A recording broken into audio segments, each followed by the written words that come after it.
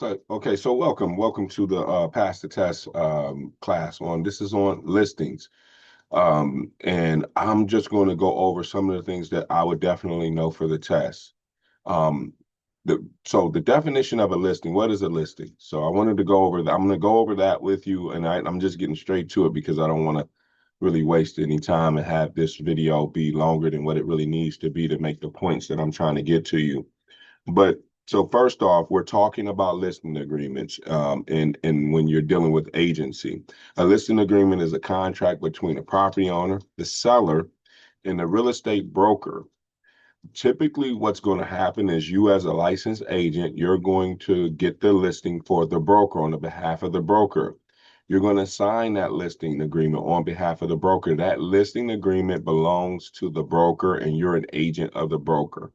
So remember that relationship for the test. The listing agreement is the contract that's going to bind you to your seller. When they sign the agreement, you sign the agreement. That creates an agency relationship between the brokerage and the seller. Now, what's the purpose of the listing agreement? The listing agreement is going to outline the terms and the conditions in which the real estate and the owner, the real estate agent and the owner, are going to go through to ensure that the parties understand their rights and also responsibilities. The key elements of the listing agreement is going to be the parties involved. That's going to be the brokerage and the seller, and also the listing agreement as an agent of the brokerage. All right, you're going to also include the address, legal description, maybe a parcel number, or some way to identify the property in the listing agreement. The price in which the property is going to be marketed, you're going to have to show some competency in understanding how to list and extrapolate from the market how much this property should be listed for based on the condition of the property and the market in which the property is in. You're going to come up with a listing the price. Typically, some sellers will have that price already ready for you to consider. Sometimes you do go ahead and go with the seller's price, and it may be a little bit higher for the market, but definitely you should know if that price is less than what the market value of the property is. But you got to show some competency in the listing price. You're going to discuss in the listing agreement your commission. That's what you're getting paid to do this one specific thing, which is to sell the owner's house for them, or bring a willing and able buyer that could purchase it. For the test, you're going to get commission math questions about this listing agreement. All right, so know the commission math that's associated with agency. Know that stuff. It's most listing agreement, or all listing agreements, are service agreements. Service agreements are not assignable. Know that for the test. That a listing is a service agreement in which service agreements are not assignable. You cannot assign a service agreement. Know that for the test. You probably see that as a question. For listing agreements, you also have to have an expiration date or a duration of the agreement. How long is this agreement going to be for? The start and the end date of the agent's authorization. You're going to have in the listing agreement agent's duties. What is the agent responsible for? Like marketing the property, showing the property, and negotiating offers, etc. You're also going to have in that listing agreement some of what the sellers are obligated to do, like providing access to the property, disclosures, and just general cooperation with the agreement. There's also going to be termination terms in the agreement to let you know when the agreement can be ended. The types of listings that you're going to enter into is an exclusive right to sell, exclusive agency listing, open listing, and a net listing. What I tell students to help them remember these listing agreements is how to establish a hierarchy or order, where an exclusive right to sell listing, that's the best listing that you could get. So that's the first one that I'm going to remember, because remember, these listing agreements is how you get paid. And these are the agreements that you're going to sign with the seller in order to do those duties and provide those duties and those some of those major negotiating things, and some of those other duties that I said, like marketing the property. And that's how you get paid, to bring a willing and able buyer to the seller. Now, sometimes what will happen is you would bring a willing and able buyer to the seller, and the seller doesn't want to move forward with the transaction. In a sense, you've done your job. You bought the seller a buyer, and that buyer is ready to perform. When the seller isn't, you may, in that situation, have still earned the commission. But for the test, know what an exclusive right to sell is, at least a definition. And that's the best type of listing agreement that you can have, because the agent's going to get paid no matter who sells the property.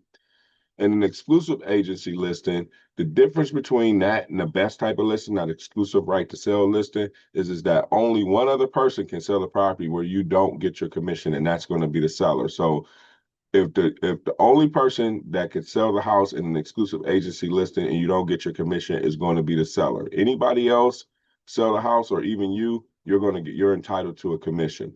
The next type of listing that I want to speak about is the open listing.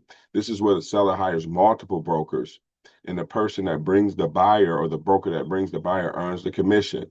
They're the procuring cause. As long as they're the procuring cause of the property being sold, they'll earn that commission.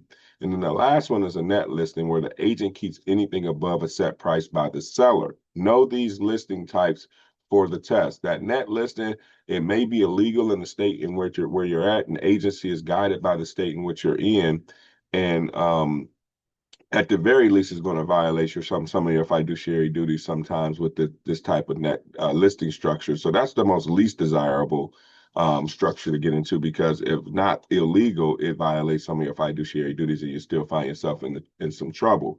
But know these listings, know how these these relationships are created, and how, more importantly, you can terminate the terms of the listing. So you need to know how these listing agreements and these types of listings are created.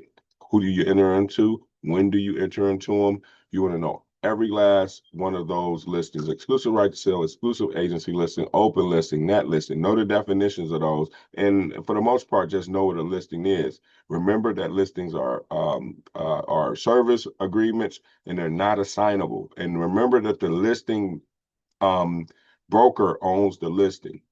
All right. So those are some of the key things that you want to know about listing agreements for the test. Also, I wanted to show you just real quick here a couple of questions that you may see on the test, and how they're going to show you or ask you these questions on the test. So take a look at this here. All right, here's a question that you may see on the test. All right. It says a broker signs an agreement with the seller to exclusively market their property, but the agreement allows for the seller to find themselves a buyer themselves and not pay commission. This type of agreement is known as an open listing. This is a type of question that you may see on the test. Okay.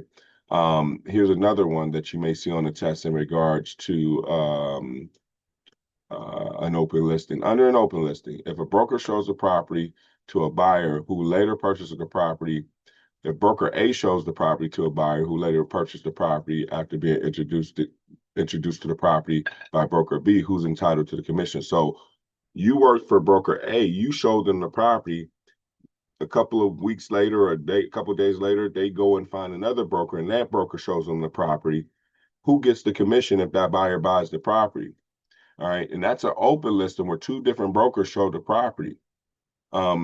Typically, the person who introduced the buyer to the property will get that commission. So you need to understand what procuring cause is. But these are some of the type of questions that they'll ask you on the test. Here's another exclusive right to sell type of question. Which type of listing contract guarantees the broker a commission if the property is sold during the contract term, regardless of who sells the property? That's definitely exclusive right to sell. Here's another way that they may ask you about exclusive right to sell. A broker signs a contract with the seller, granting the broker the exclusive right to sell the property. This establishes which type of agency relationship. So they use the actual listing to ask you what type of agency relationship is established, and typically that's going to be a specific or special relationship where that brokerage and that agent is hired to do one thing, and that's to find a buyer for the property or sell that property. So those are some of the type of questions, and just know those listing agreements, and know mainly determine how these agency relationships and listing agreements can be created and terminated. Know those two things for the test. Good luck with everything. Good luck with the test, and thanks for joining me.